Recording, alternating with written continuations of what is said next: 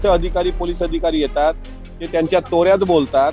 FIR म्हणजे होत असताना ते थांबवतात. मग त्यांना फोन येतो, ते अँटी चेंबरमध्ये काहीतरी फोनवर बोलतात. पोलिसांची पोलीस प्रक्रिया करतील असं उन्मत्तपणा करतात आणि त्यानंतर तिसऱ्या फोन नंतर ते परत त्या चेअरवर बसतात आणि आम्हाला म्हणतात की आम्ही FIR घेऊ शकत नाही, तुमची तक्रार आम्ही घेतो. आणि त्यांनी थातुरमातुर का होईना पण VSR कंपनीवर कारवाई केली. मात्र DGCA यातून सुटणार नाही. DGCA ला याचा मोठी किंमत मोजावीच लागेल. DGCAच्या अधिकाऱ्यांनी अजितदादांचा घात घडून आणलाय. विनायकराव मेटे साहेबांच्या गाडीचा अपघात कसा झाला त्याच्यावर 2-4 दिवस चर्चा झाली, तो पण विषय बंद पडला. तसा अजितदादांचा विषय ज्यांना वाटत असेल एवढा सोपा आहे पडदा टाकावा, त्यांनी हे समजू नये की त्याच्यावर पडदा पडलाय. आम्ही जोपर्यंत जिवंत आहोत तोपर्यंत हा विषय ताणूनच धरणार, विचारणार आम्ही. आमचा हक्क आहे तो विचारण्याचा. आता म्हणतात ब्लॅक बॉक्स सुरक्षित आहे. मग सुरक्षित ब्लॅक बॉक्स मधला डेटा तो बाहेर आणायला अडचण काय? तो आणा ना, त्यात काय संवाद झालाय तो संवाद कळू द्या. अधिकारी पोलीस अधिकारी येतात, ते त्यांच्या तोऱ्यात बोलतात. FIR म्हणजे होत असताना ते थांबवतात. मग त्यांना फोन येतो, ते अँटी चेंबरमध्ये काय माननीय सभापतींना भेटतो आणि सभापतींनी परवानगी दिल्यानंतरच मला तसं बोलता येणार. पण जर हक्कभंगाचा प्रस्ताव तिथे मंजूर झाला नाही झाला, कारण हक्कभंग समिती ही वेगळी आहे, तिचे प्रसाद लाड हे अध्यक्ष आहेत, सन्माननीय सदस्य प्रसाद लाड साहेब, त्यांना मी भेटतो. त्यांनी परवानगी दिली तर मी हक्कभंग जरूर मांडेल.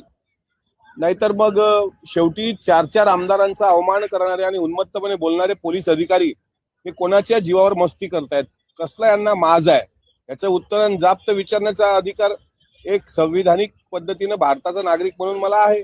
त्यांनी ज्या पद्धतीनं अजितदादांचा मुद्दा लावून धरलाय, DGCAची ज्या पद्धतीनं बारकावे माहिती त्यांनी मीडियाच्या माध्यमातून जनतेसमोर आणली, त्यामुळे DGCA ला सुद्धा घाम फुटला आणि त्यांनी थातुरमातुर का होईना पण VSR कंपनीवर कारवाई केली. मात्र DGCA यातून सुटणार नाही. DGCA ला याचा मोठी किंमत मोजावीच लागेल. DGCAच्या अधिकाऱ्यांनी अजितदादांचा घात घडून आणलाय असा आमचा स्पष्ट आरोप आहे. त्यामुळे त्यांच्यावर FIR झाली पाहिजे. आणि या लढाईत जो कोणी आमदार, विधिमंडळातला जो कोणी आमदार, तो दादांच्या पक्षाचा असो नसो, पण दादांच्या या दुर्घटनेच्या बाबतीत पुढाकार घेत असेल, दादांचा एक कार्यकर्ता म्हणून कसली पर्वा न करता मी त्याच्या सोबत राहील. मग तो MIMचा असो, काँग्रेसचा असो, शिवसेनेचा असो, भाजपचा असो, कारण शेवटच्या क्षणाचं गूढ कायम आहे.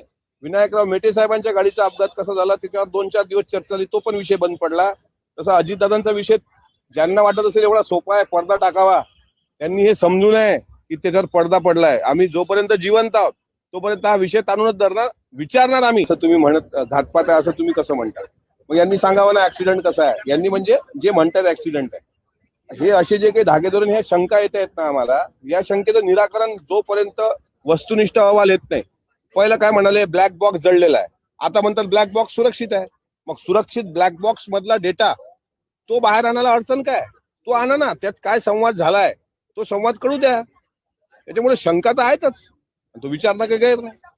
म्हणून सुमित कपूरच्या बाबत शंका आहे. बरं, दुसरी शंका म्हणजे सांगावं, साहिल मदन कुठे आहे, यश कुठे आहे? साहिल मदन तर तिथे VSR व्हेंचरनी साहिल मदनची ड्युटी लावली होती ना, फ्लाईट पायलट म्हणून त्याची ड्युटी, फ्लाईट अटेंडंट म्हणून यशची ड्युटी. ते घरून निघाले, त्याचा CCTV ते आता कुठे आहे हे तरी सांगा. चला, तो CCTV आपण समजू. आता CCTV तर तुम्हाला माहित आहे मर्यादा 15 दिवस, 3 आठवडे, 1 महिना, 1.5 महिना CCTV मध्ये तो डेटा राहतो, त्याच्यानंतर तो उडून जातो. आता 1 महिना होत आला, अजूनही CCTV फुटेज नाही. मग 1.25 महिन्यानंतर काय सांगणार? CCTV उडाला. मग आता तो कुठे आहे? साहिल मदन आणि यश हे कुठे आहेत? सुमित कपूर कुठे आहे? हे प्रश्न तर विचारला लागतो.